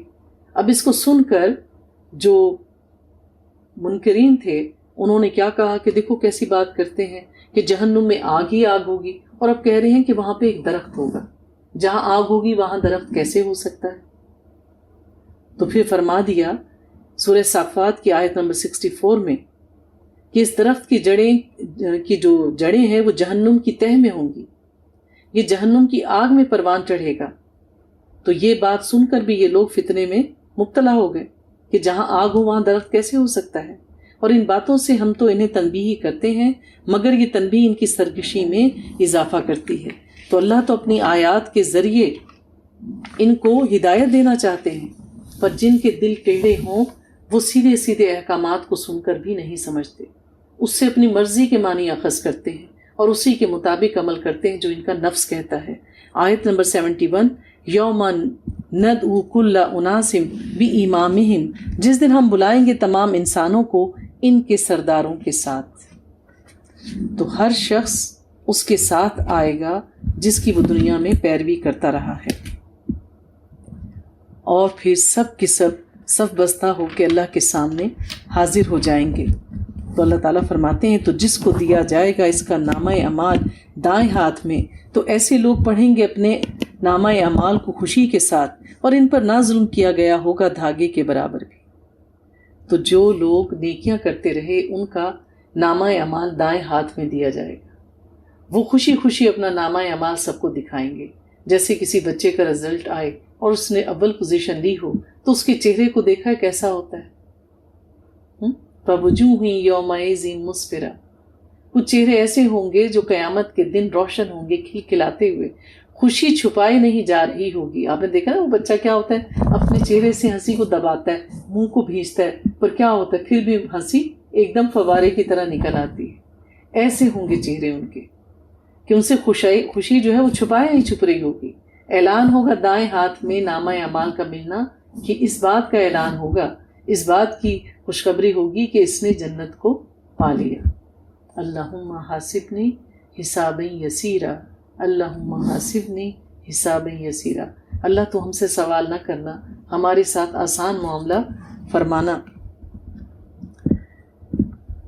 تو اللہ تعالیٰ نے فرمایا کہ جس نے نیک اعمال کیے تو وہ سب کچھ اپنے نیک اعمال جو ہے لکھے ہوئے پالے گا. قیامت کے دن ایک شخص ہوگا جو نیکوکار ہوگا، اسے ہیروں کا تاج پہنایا جائے گا، اس کا جسم بڑھ جائے گا، چہرہ چاندنی کی مانند چمکے گا. اس کے ساتھی اسے دیکھ کر خوش ہوں گے اور کہیں گے غم نہ کرو، تمہارے لیے بھی یہ سب کچھ ہے. اور پھر وہ لوگ جو نیک عمل نہیں کریں گے ان کے چہرے سیاہ ہوں گے، ان کا جسم بڑھ جائے گا، ان کے ساتھی کہیں گے کہ ہم سے دور رہ دور رہ. وہ کہے گا تمہارے لیے بھی یہی سب کچھ ہے. تو اللہ تعالیٰ فرماتے ہیں اور جو کوئی دنیا میں اندھا رہا اور وہ آخرت میں بھی اندھا ہوگا اور راہ سے بہت دور بھٹکا دیا گیا ہوگا. یعنی جس نے اپنی زندگی حیوانوں کی طرح گزاری، جس نے اللہ کا سیدھا رستہ جاننے کی کوشش ہی نہیں کی، تو کیا ہے، ایسے لوگ تو اللہ کی نظر میں اندھے ہیں، تو وہ قیامت کے دن بھی اندھے ہی اٹھائے جائیں گے. آیت نمبر 78 میں اللہ فرماتے ہیں اقیم الصلاۃ لدلوک الشمس الی غسق اللیل وقرآن الفجر ان قرآن الفجر کان مشہودا. نماز قائم رکھیے سورج کے ڈھلنے سے لے کے رات کے تاریک ہونے تک، اور قرآن کا پڑھا جانا فجر کے وقت، یقیناً فجر کے وقت کا قرآن کا پڑھنا مشہود ہے، گواہی دے گا انسان کے حق میں. نماز قائم رکھیے سورج کے ڈھلنے سے لے کے رات کے تاریک ہونے تک، اور قرآن کا پڑھا جانا فجر کے وقت، یقیناً فجر کا قرآن مشہود ہے، گواہی دینے والا ہے. تو اس میں کہا جا رہا ہے، یعنی جو 5 وقت کی ہماری نمازیں ہیں ان کا ذکر کیا جا رہا ہے، کیونکہ سورج کے ڈھلنے سے کیا ہوتا ہے، جیسے سورج زوال کا وقت ختم ہوتا ہے تو ظہر کا وقت شروع ہو جاتا ہے، پھر اس کے بعد عصر اور مغرب کی نمازیں ہوتی ہیں، اس کے بعد عشاء کی نماز ہوتی ہے، اور اس کے بعد پھر فجر کا ذکر کیا گیا. تو یہاں پہ فجر کی نماز کی بڑی اہمیت ہے. فجر کے 2 سنتیں دنیا و ما فیہا سے افضل ہیں. نبی پاک صلی اللہ علیہ وآلہ وسلم اس کا بہت زیادہ اہتمام فرماتے تھے، اور فجر کی نماز میں کم و بیش 100 رکعت کی تلاوت کیا کرتے تھے. تو کوشش کرنی چاہیے کہ قرآن کا ایک حصہ اور نہ ہو سکے تو 30واں پارہ حفظ کرنے کی کوشش کریں، تاکہ اس کی بہترین صورتوں کی تلاوت جو ہے آپ فجر کی نماز میں بھی اور باقی جو نمازیں ہیں ان میں بہترین قرأت کریں، اور اللہ نے جو یہ خوشخبریاں سنائی ہیں اس کے مستحق ٹھہریں. تو لہٰذا اور اس وقت اس لیے بھی اہم ہے کہ دن کا آغاز ہو رہا ہوتا ہے، فرشتوں کی ڈیوٹیاں تبدیل ہو رہی ہوتی ہیں، چاروں فرشتے اس چیز پر گواہ ہوتے ہیں، اور اللہ کا فضل و کرم نازل ہو رہا ہوتا ہے. پھر آپ کو کہا گیا وَمِنَ اللَّيْلِ فَتَہَجَّدْ بِهِ، اور رات کے ایک حصے میں آپ جاگیے اس قرآن کے ساتھ. تو تہجد کی نماز اصل میں کیا ہے؟ اللہ کا ذکر ہے، اللہ سے ملاقات ہے، اللہ سے مناجات ہے. کہ آپ رات کو اٹھیں، تہجد کا لفظ جوہد سے نکلا ہے، یعنی خود کو مشقت میں ڈال کر جاگنا. نرم گرم بستر چھوڑنا آسان تو نہیں. تو کیا ہے، رات کو آپ جاگیے. نبی پاک صلی اللہ علیہ وآلہ وسلم پر تہجد کی نماز فرض تھی، جبکہ ہم پر وہ نفل ہے. پڑھیں تو بہت زیادہ اجر ہے، نہ پڑھیں تو گناہ نہیں ہے. اور اس میں کیا ہے کہ زیادہ سے زیادہ قرآن پڑھیں، طویل قیام کریں، طویل قرأت کریں. یہ اضافی چیز ہے آپ کے لیے. امید ہے کہ آپ کا رب آپ کو مقام محمود پر فائز فرمائے گا. تو مقام محمود جو ہے وہ بہت ہی اعلیٰ اور عرفہ مقام ہے، اللہ کے عرش کے بالکل پاس ہے. نبی پاک صلی اللہ علیہ وآلہ وسلم نے اپنی امت سے کہا کہ میرے حق میں ہر اذان کے بعد یہ دعا کرے کہ اللہ تعالیٰ مجھے وہ مقام محمود عطا فرمائے. آیت نمبر 80 وَقُلْ رَبِّ أَدْخِلْنِي مُدْخَلَ صِدْقٍ وَأَخْرِجْنِي مُخْرَجَ صِدْقٍ وَاجْعَلْ لِي مِن لَّدُنْكَ سُلْطَانًا نَصِيرًا. نبی پاک صلی اللہ علیہ وآلہ وسلم جب مکہ سے مدینہ ہجرت کر رہے تھے تو آپ کو یہ دعا سکھائی گئی، اور دعا کیجئے کہ اے میرے رب مجھے داخل کرنا یعنی مجھے داخل کرنا عزت کے ساتھ، اور مجھے نکال بھی اس شہر سے عزت کے ساتھ، اور مجھے خاص اپنے پاس سے مددگار قوت عطا فرما دے. تو آپ اپنے رفیق صدیق اکبر ابو بکر صدیق کے ساتھ روانہ ہوئے تھے، غار ثور میں ٹھہرے 3 دن تک، اور پھر وہاں سے روانہ ہوئے، اور اللہ سے آپ نے مدد چاہی اور اللہ کی مدد آئی کہ آپ دشمن کے پاؤں کی قدموں کی چاپ جو ہے سنتے تھے۔ حضرت ابوبکر صدیق غار کے نیچے سے جھانکتے تو آپ کو ان کے قدم دکھائی دیتے، اور وہ اندر داخل نہ ہوئے اللہ کے اذن سے۔ حضرت ابوبکر صدیق ڈر جاتے، اے اللہ کے نبی یہ ہمیں پکڑ لیں گے، یہ قریب پہنچ گئے، تو آپ اپنے دوست کو ڈھارس دیتے، لا تحزن ان اللہ معنا، آپ غم نہ کریں، اللہ ہمارے ساتھ ہے۔ تو اللہ تعالیٰ فرماتے ہیں کیونکہ آپ نے دعا کی تھی، اللہ نے آپ کی مدد فرمائی، تو یہ دعا یاد کیجئے، مسنون دعاؤں میں سے ہے۔ آیت نمبر 85، وَيَسْأَلُونَكَ عَنِ الرُّوحِ، اے نبی یہ لوگ آپ سے پوچھتے ہیں روح کے بارے میں۔ تو وہ جو 3 سوالات یہود و نصارہ نے مشرکین مکہ کو دے کر بھیجے تھے آپ کے پاس، اس میں سے ایک سوال کیا تھا کہ ان سے پوچھو کہ روح کیا ہے، روح کے بارے میں سوال کریں۔ آپ فرما دیجئے کہ روح میرے رب کے امر میں سے ہے، اور تمہیں نہیں دیا گیا علم مگر تھوڑا سا۔ تو یہ 3 سوال تھے، ذوالقرنین کے بارے میں، اصحاب الکہف کے بارے میں، اور روح کے بارے میں جو انہوں نے سوال کیا تھا۔ تو یہ دوسرا سوال جو تھا، پہلا سوال روح کے بارے میں اور دوسرا ذوالقرنین کے بارے میں تھا۔ تو روح کا تعلق کیا ہے؟ عالم امر سے ہے۔ روح ایک شعور ہے، اور جب تک روح ہمارے جسم میں ہوتی ہے ہماری حرکت باقی ہے۔ روح جسم سے نکل جاتی ہے، جسم غیر متحرک ہے۔ جیسے جسم میں ہم کہتے ہیں نا کہ دل دھڑکنا چھوڑ دے تو انسان گیا، روح جسم سے نکل جائے تو یہ جسم ایک صرف مٹی کا تودا رہ جاتا ہے۔ اللہ تعالیٰ آیت نمبر 94 میں فرماتے ہیں، وَمَا مَنَعَ النَّاسَ أَن يُؤْمِنُوا إِذْ جَاءَهُمُ الْهُدَىٰ إِلَّا أَن قَالُوا أَبَعَثَ اللَّهُ بَشَرًا رَّسُولًا، اور نہیں روکا لوگوں کو ایمان لانے سے جب کہ ان کے پاس ہدایت آ گئی، مگر اس بات کی کہ انہوں نے کہا کہ اللہ نے بھیجا ہے ایک بشر کو رسول بنا کر۔ تو لوگ اکثر اپنے ہی جیسے لوگوں کو پروٹوکول نہیں دیتے، ان کو ان کا جائز حق نہیں دیتے اگر ان کو ان سے بڑھ کر کوئی عہدہ دے دیا جائے، یا وہ شخص اپنے علم کی بنا پر ان سے برتری حاصل کر لے۔ تو کیا کہہ رہے ہیں کہ ان کو دین پر آنے میں کیا چیز مانے ہے؟ ان پہ یہ چیز مانے ہے کہ ایک انسان کو ہمارے لیے ایک سردار، ایک سپہ سالار، ایک لیڈر یا رہنما بنا کر کیوں بھیج دیا؟ اس میں تو کوئی ہم سے ہٹ کر بات ہی نہیں ہے، تو ہم اس کو اپنے سے بڑا یا اپنے سے بہتر کیوں جانیں؟ تو اللہ تعالیٰ فرماتے ہیں، آپ فرمائیں کہ اگر زمین پر فرشتے آباد ہوتے اور وہ ایمان سے چلتے پھرتے ہوتے اطمینان کے ساتھ، تو ہم ضرور ان پر آسمان سے کسی فرشتے کو ہی رسول بنا کر بھیجتے۔ تم انسان ہو، انسان کی زبان سمجھتے ہو، انسان کی مصلحت کو جانتے ہو، پھر اگر کوئی فرشتہ آتا اور وہ کچھ کر کے دکھاتا تو کیا کہتے؟ یہ تو فرشتہ تھا، اس نے یہ سب کر لیا، ہم تو انسان ہیں، ہم کیسے کریں گے؟ پھر یہ دلیل دیتا انسان۔ تو اللہ تعالیٰ نے انسان کی رہنمائی کے لیے انسان کو ہی رسول، نبی اور پیغمبر بنا کر بھیجا، اور نبی پاک کو یہ حکم دیا گیا کہ ہر حکم پر اللہ کے عمل کر کے دکھائیں۔ لَقَدْ جَاءَكُمْ رَسُولٌ مِّنْ أَنفُسِكُمْ، بے شک تمہارے پاس آ گیا نبی جو تم میں سے ہی ہے، ہر چیز پر تمہیں عمل کر کے دکھاتا ہے۔ اللہ فرماتے ہیں وَمَن يَهْدِ اللَّهُ فَهُوَ الْمُهْتَدِ، اور جسے ہدایت دیتے ہیں اللہ بس وہی ہدایت یافتہ ہے۔ تو حق بات سامنے آنے کے بعد کسی کا حق کو قبول کر لینا، اس بات کا مان لینا، دراصل اللہ کے اذن سے ہوتا ہے اور بندے کی چاہ پر ہوتا ہے۔ تو جس کو اللہ ہدایت دیتا ہے وہی ہدایت پاتا ہے، اور جسے وہ گمراہ کر دے تو ہرگز نہیں پائیں گے آپ ایسے لوگوں کے لیے کوئی مددگار سوائے اللہ کے۔ اور ہم انہیں جمع کریں گے قیامت کے دن ان کے منہوں کے بل، اندھے، گونگے اور بہرے بنا کر۔ ان کا ٹھکانہ جہنم ہے، جب بھی وہ اس کی آگ کم ہونے لگے گی جہنم کی، ہم اس کو مزید بھڑکا دیں گے۔ یہ سزا ہے ان کی اس لیے کہ انہوں نے اللہ کی آیات کا انکار کیا تھا۔ آیات بمانی آیات بھی ہیں اور آیات بمانی حکم بھی ہیں، کہ یہ انکار کرتے تھے کہ یہ تو اللہ کا کلام ہے ہی نہیں۔ دوسرا انکار کیا تھا کہ وہ اس پر عمل نہیں کرتے تھے، اور انہوں نے کہا کہ کیا جب ہم ہڈیاں ہماری ہو جائیں گی چورا چورا تو کیا ہم دوبارہ اٹھائے جائیں گے ایک نئی مخلوق کی صورت میں؟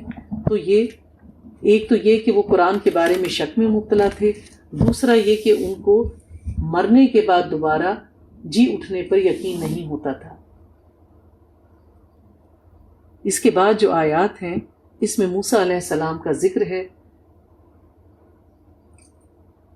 اور فرمایا گیا آیت نمبر 110 میں قُلِ ادعُوا اللَّهَ أَوِ ادعُوا الرَّحْمَٰنَ، آپ کہہ دیجئے کہ تم اللہ کہہ کر پکارو یا رحمان کہہ کر۔ ایامن تدعو لہ الاسماء الحسنی، جس نام سے بھی تم پکارو سب اچھے نام اسی کے لیے ہیں، سب اچھے نام اللہ کے ہیں، 99 نام جو ہم جانتے ہیں۔ ایک اللہ کا نام اللہ، یہ اللہ کا ذاتی نام، باقی نام اللہ کے صفاتی ہیں۔ تو اللہ نے بتا دیے، ہمیں ان ناموں کے مطالب جاننے چاہیے، اور اس میں اللہ تعالیٰ نے جو صفات پوشیدہ رکھی ہیں ان کو جاننا چاہیے، اور جب دعا کریں تو اللہ کے ان صفاتی ناموں میں سے دیکھیں کہ ہم کس کا واسطہ دے کے اللہ سے دعا مانگیں۔ آتے ہوں گے تو مانگیں گے نا، تو اللہ کے ناموں کو یاد کیجیے۔ اللہ فرماتے ہیں اور مت بلند کرو آواز اپنی نماز میں، اور نہ ہی بہت پست رکھو اس میں، بلکہ اس کے بین بین روش اختیار کرو۔ تو نماز جو ہے بغیر زبان ہلائے نہیں ہوتی، خاموشی سے کوئی نماز نہیں ہوتی جب تک آپ اپنی زبان کو ہلا کر تلاوت نہیں کریں گے۔ اس تلاوت کی آواز اتنی ہو کم از کم آپ کے اپنے کانوں تک پہنچے۔ بہت زیادہ اونچی آواز میں نماز کے اندر قرات نہیں کرنی چاہیے۔ ہاں، جو امام ہے وہ تو کروائے گا تاکہ اور سنیں، لیکن جب آپ اپنی انفرادی نماز پڑھ رہے ہوں تو تلاوت اتنی آواز میں ہو کہ صرف آپ کے کان تک پہنچے۔ یہ نہ ہو کہ ارد گرد اگر کوئی اور نماز پڑھ رہا ہے یا کوئی کام کر رہا ہے تو وہ اس سے ڈسٹرب ہو، بلکہ میانہ روی کا طریقہ اختیار کیا جائے۔ وَقُلِ الْحَمْدُ لِلَّهِ، اور کہہ دیجئے کہ ساری کی ساری حمد اور شکر اللہ ہی کے لیے ہے۔ تو اللہ رب العزت ہر طرح کی تعریف کا حقدار ہے، اور نہیں ہے کوئی اس کا شریک اس کی بادشاہی میں، اس کی مملکت میں، اور نہ ہی اس کا کوئی دوست ہے کمزوری کی وجہ سے۔ ہم دوست کیوں بناتے ہیں؟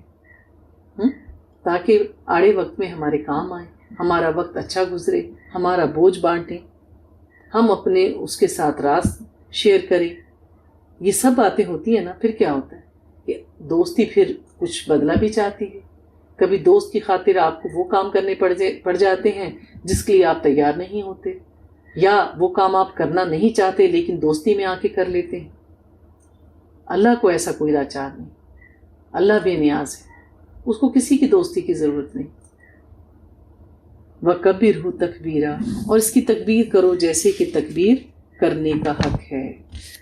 سبحان اللہ وبحمدہ، سبحان اللہ العظیم، سبحان اللہ وبحمدہ عدد خلقہ ورضا نفسہ وزنۃ عرشہ ومداد کلماتہ۔ ان بہترین کلمات کے ساتھ اللہ تعالیٰ کی حمد اور کبریائی بیان کرنی چاہیے۔ سورہ کہف کا آغاز ہوتا ہے، کہف کہتے ہیں غار کو۔ اب اس میں چونکہ وہ واقعہ بیان کیا جائے گا جس میں اللہ پر ایمان لانے والے چند دوستوں نے ایک غار میں پناہ لی اللہ کے اذن سے۔ آیت نمبر 1، الحمدللہ الذی انزل علی عبدہ الکتاب، ساری کی ساری حمد و ثنا اور کل شکر اللہ ہی کے لیے جس نے نازل کی اپنے بندے پر کتاب، اپنے بندے پر کتاب۔ یہاں پر بھی نبی پاک صلی اللہ علیہ وآلہ وسلم کو بندہ کہا گیا ہے۔ اب یہ جو ایک بحث ہے کہ نبی پاک صلی اللہ علیہ وآلہ وسلم نوری ہیں کہ بشری ہیں، نور تو ہر مومن کے اندر ہوتا ہے، جتنا ایمان ہوگا اتنا ہی اللہ کا نور ہوگا۔ نورانی چہرے والے ایسے تو نہیں کہہ دیتے۔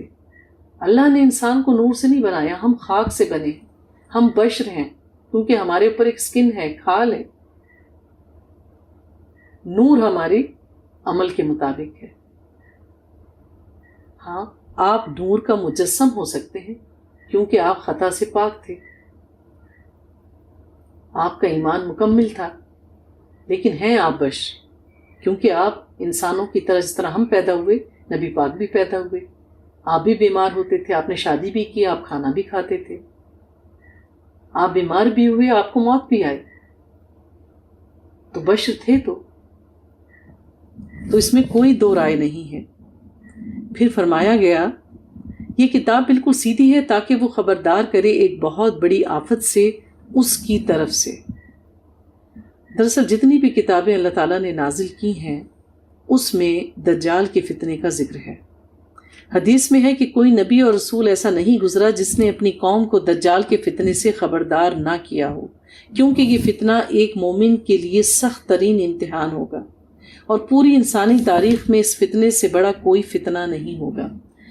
سورہ کہف کی پہلی 10 آیات کو حفظ کرنے سے اس کی یہ فضیلت ہے کہ اس سے انسان دجال کے فتنے سے محفوظ رہے گا۔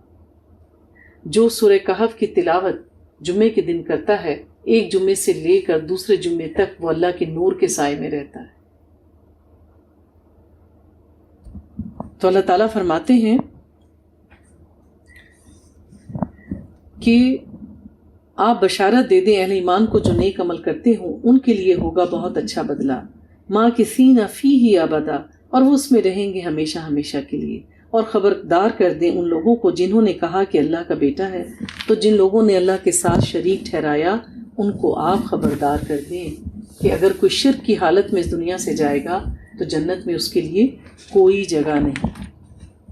پھر اصحاب کہف کا واقعہ شروع ہوتا ہے، آیت نمبر 9، ام حسبت ان اصحاب الکہف والرقیم کانوا من آیاتنا عجبا، کیا تم سمجھتے ہو کہ غار اور رقیم والے اصحاب ہماری عجیب نشانیوں میں سے تھے؟ تو کہف ہو گیا غار، اور رقیم کیا ہے؟ رقیم ہوتی ہیں تختیاں جس پہ کچھ لکھا گیا ہو۔ تو لہٰذا جب یہ واقعہ پیش آیا تو ان لوگوں کے حالات لکھ کر اس غار کے دھانے پر لٹکا دیے گئے تھے، اور بعد میں اس کو بادشاہ کے خزانے میں محفوظ کر دیا گیا۔ اذ ابى الفتية الى الكهف قالوا ربنا آتنا من لدنك رحمة وهيئ لنا من امرنا رشدا، جب ان نوجوانوں نے غار میں پناہ لی اور انہوں نے کہا اے ہمارے رب، تو ہمیں عطا فرما اپنے پاس سے رحمت اور آسان فرما دے ہمارے لیے ہمارے معاملات میں عافیت کا راستہ۔ ہوا یہ تھا کہ ایک فلسطین میں ایک یہودی بادشاہ کی حکمرانی تھی، اور آپ دیکھتے ہیں کہ پہلے زمانوں میں جو بادشاہ کا دین ہوتا تھا وہی اس کی پوری قوم کا دین ہوتا تھا۔ وہ پابند ہوتے تھے کہ بادشاہ کا جو دین ہے اس کو فالو کریں۔ ایسے میں کچھ نوجوانوں نے توحید پر لبیک کہا اور انہوں نے بادشاہ کے دین پر عمل کرنے سے انکار کر دیا۔ تو بادشاہ نے ان کو بلایا اور انہوں نے اقرار کیا۔ بادشاہ نے ان کو کچھ دن کی مہلت دی اور کہا کہ اگر تم واپس اپنے دین پر نہیں آؤ گے تو میں تمہیں سولی پر لٹکا دوں گا۔ تو ان دوستوں نے آپس میں مشاورت کی، اللہ نے ان کے دل میں الہام کیا کہ جاؤ جا کر ایک غار میں پناہ لے لو۔ تو اللہ نے اپنی قدرت سے ان کو سلا دیا۔ تقریباً 309 سال تک یہ سوتے رہے۔ اگر ہم قمری لحاظ سے دیکھیں، یعنی اگر ہم چاند کی تاریخوں کے اعتبار سے دیکھیں تو 309 سال بنتے ہیں، اور اگر ہم عیسوی کیلنڈر دیکھیں جو انگریزی کیلنڈر ہم جس کو کہتے ہیں تو اس کے اعتبار سے 300 سال۔